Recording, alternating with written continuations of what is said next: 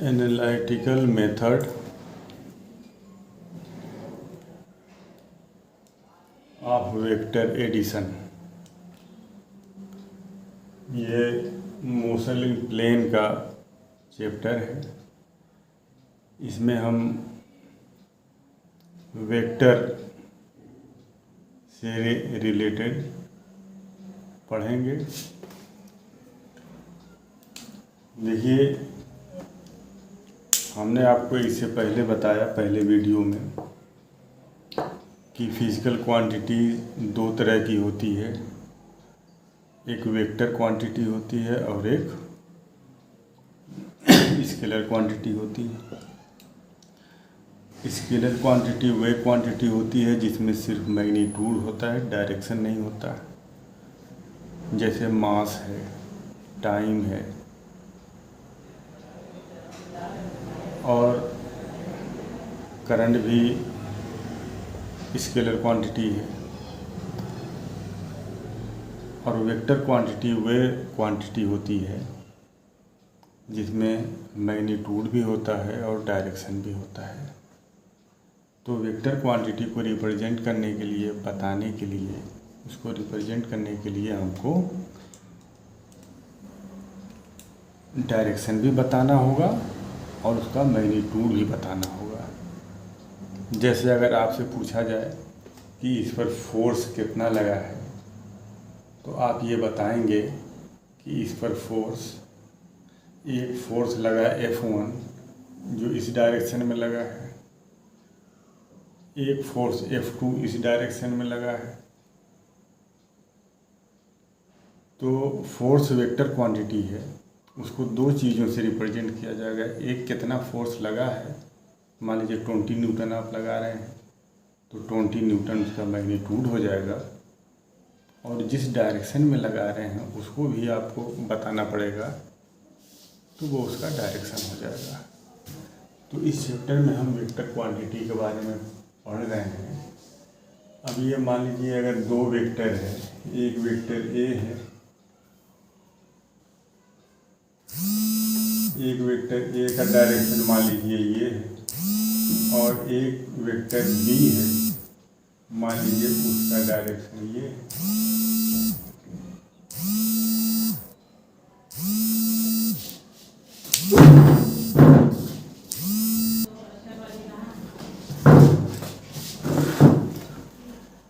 अब इन दोनों वेक्टर का डायरेक्शन भी दिया हुआ है कि इसका डायरेक्शन देखिए ये है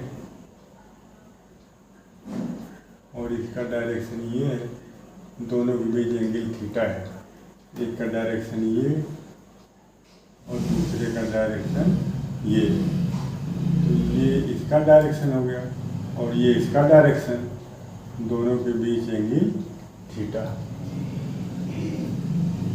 तो ट्रायंगल लॉ क्या होता है?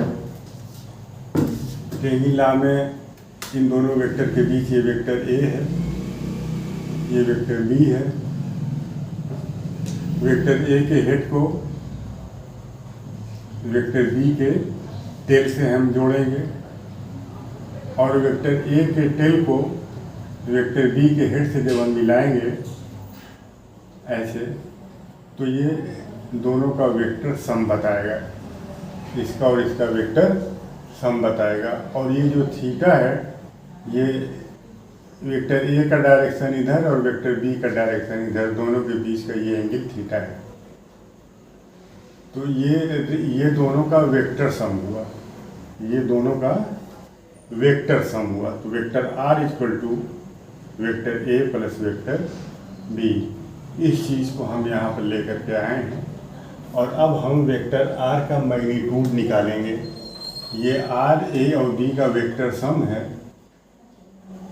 और इसको ट्रायंगल मेथड से हमने इसको ऐड किया है। तो हमको R का मैग्नीट्यूड निकालना है। तो magnitude of resultant R, magnitude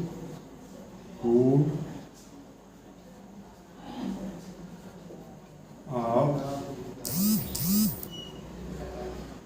resultant R। अब अब रिजल्टेंट आर का हमको मैग्नीट्यूड निकालना है। तो आइए निकालते हैं। देखिए यहाँ आप देखें कि Q से एक इस पर एक ON, ये ON जो है ये लाइन है, इस लाइन पर Q से एक परपेंडिकुलर ड्रा किया गया है।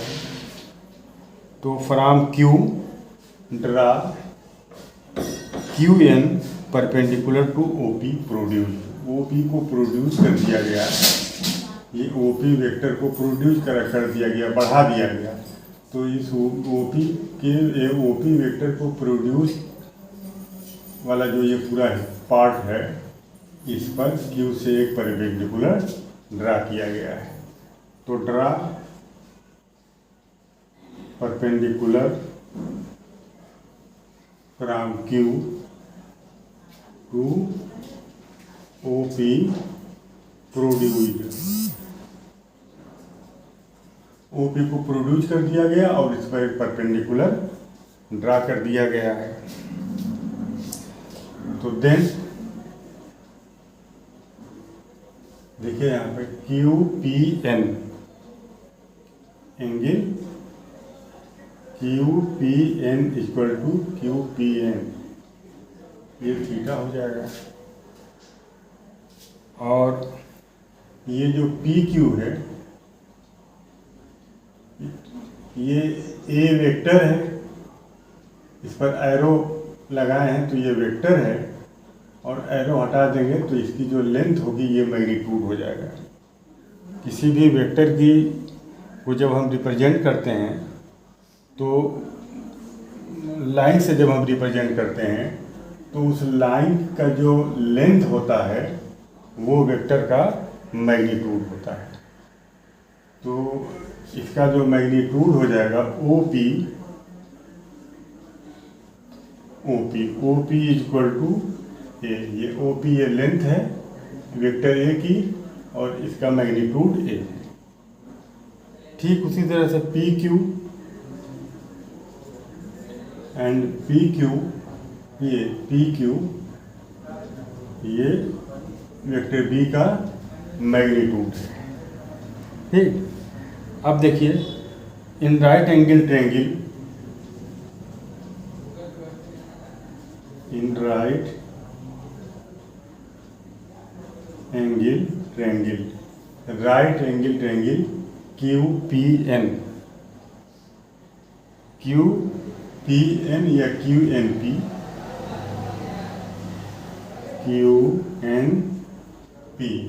QNP में आप देखें साइन थीटा इक्वल टू क्या होता है,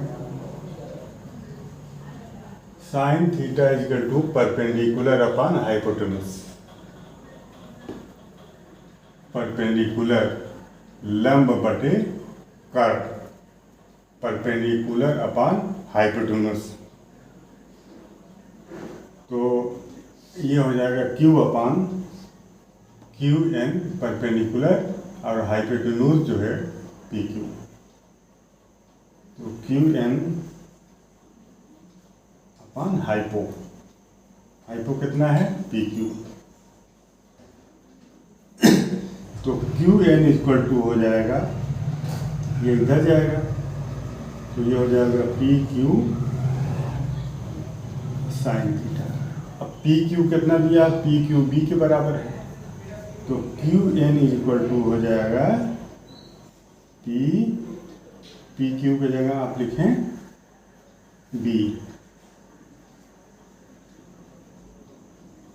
B साइन थीटा हो गया ये।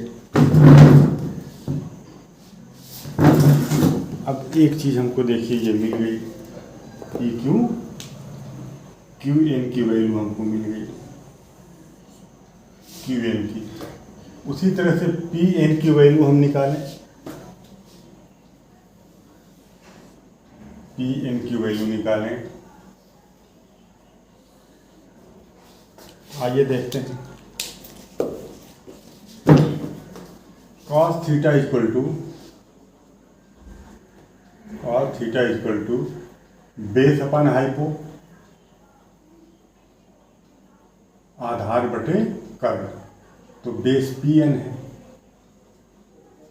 अपान ये हाइपोटेन्यूस पी क्यू। तो पी एन इक्वल टू कितना हो जाएगा, पी एन ये इधर जाएगा तो पी क्यू कॉस थीटा, और P N equal to P Q किसके इक्वल है, बी के इक्वल है, तो बी कॉस थीटा। अब ये देखिए हमको पी एन की वैल्यू आ गई,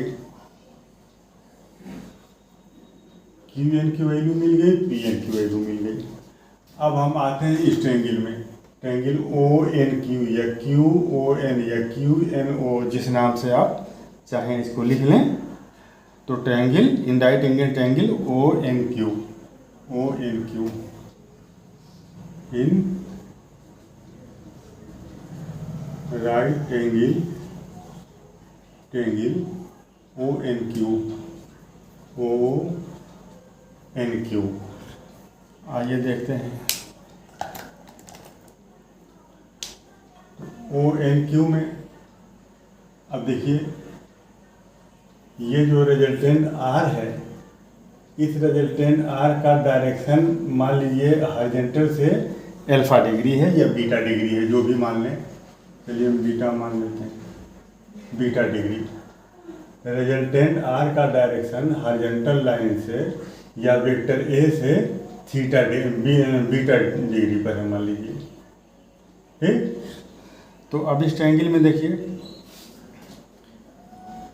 ये कर्ण है, ये आधार है और ये लंब है, ये हाइपोटेन्यूस है, ये बेस है और ये परपेंडिकुलर है।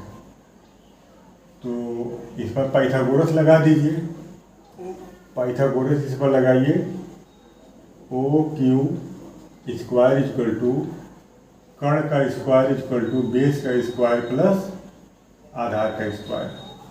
तो ओ एन का स्क्वायर और प्लस क्यू एन का स्क्वायर, ठीक। तो ओ क्यू का स्क्वायर इक्वल टू, अब ओ एन क्या है, O N equal to O P plus P N. तो ओ एन की जगह लिखें O P plus P N, कुल का स्क्वायर है, और प्लस क्यू एन स्क्वायर, ठीक। तो O Q square equal to A plus B का होल स्क्वायर का फार्मूला मालूम है आपको, ए का स्क्वायर प्लस बी का स्क्वायर प्लस 2ab। तो यहाँ ओ पी का स्क्वायर प्लस पी एन का square plus 2op into P N और plus Q N square.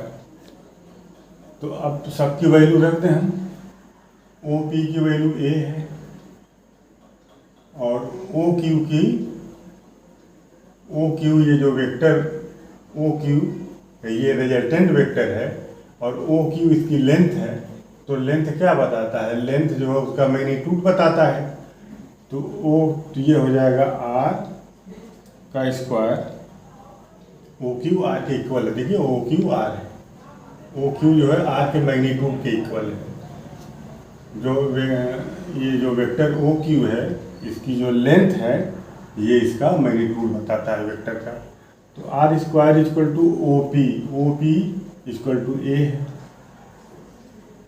Plus P N. देख लीजिए पी एन की वैल्यू यहाँ से आप देखें, P N B cos theta, तो पी एन का स्क्वायर बी कॉस थीटा कुल का स्क्वायर हो जाएगा और प्लस पी एन हो गया ये प्लस 2 ओ पी की जगह ए लिखिए आप और पी एन की जगह बी साइन थीटा, ये पी एन की जगह बी साइन थीटा।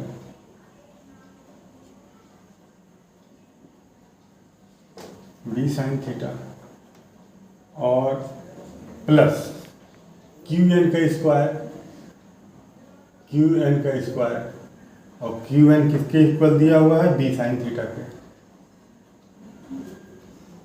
तो बी साइन थीटा कुल का स्क्वायर है, तो इसका अब स्क्वायर कर दें,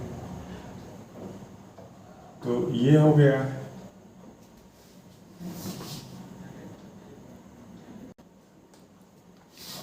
यहाँ देखिए 2OP,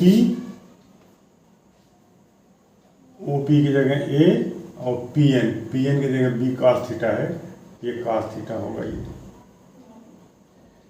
इसको cos थीटा कर लीजिए, cos थीटा। तो यहाँ देखिए R square equal to A square plus B square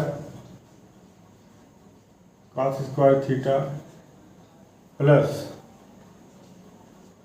B square sine square theta A square plus B square cos theta plus B square sine theta plus 2AB cos theta plus 2AB cos theta. तो R square equal to A square plus, यहाँ देखिए B square दोनों में है, common हो जाएगा, ये हो जाएगा cos स्क्वायर थीटा और प्लस यहाँ बचा साइन स्क्वायर थीटा, यहाँ बी स्क्वायर कॉमन हो गया, और प्लस 2AB cos थीटा। अब cos स्क्वायर प्लस साइन का प्लस cos स्क्वायर थीटा 1 होता है, तो R square equal to A square plus B square, ये तो 1 हो जाएगा, 1 से बी स्क्वायर में मल्टीप्लाई करेंगे B square plus 2AB cos theta. तो आर इक्वल टू हो जाएगा under root A square plus B square plus 2AB cos theta. अब ये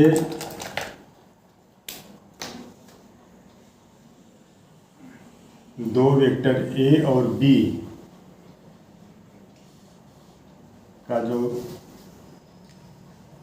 ए और बी के वेक्टर सम का जो रिजल्टेंट होता है, ए और बी के वेक्टर सम का रिजल्टेंट वेक्टर आर का मैग्नीट्यूड लिया गया। ठीक, अब यहाँ से आप देख लें, बीटा निकाल लिया जाए, इसका वेक्टर आर जो रिजल्टेंट है उसका तो मैग्नीट्यूड निकल गया, अब इसका डायरेक्शन भी निकाल लिया जाए। तो आइए डायरेक्शन निकाल लेते हैं। tan beta equal to perpendicular upon base, तो perpendicular QN upon base OM। ठीक, तो अब आप ON के जगह लिखिए OP प्लस PN। तो tan beta equal to QN कितना है, QN की वैल्यू यहाँ रख दीजिए, QN बी साइन थीटा है, तो यहाँ आप रखिए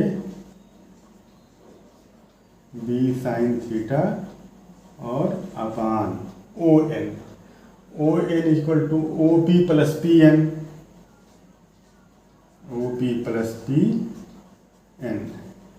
अब ये हो जाएगा, यहाँ आ जाइए, tan beta equal to B sine theta upon OP देखिए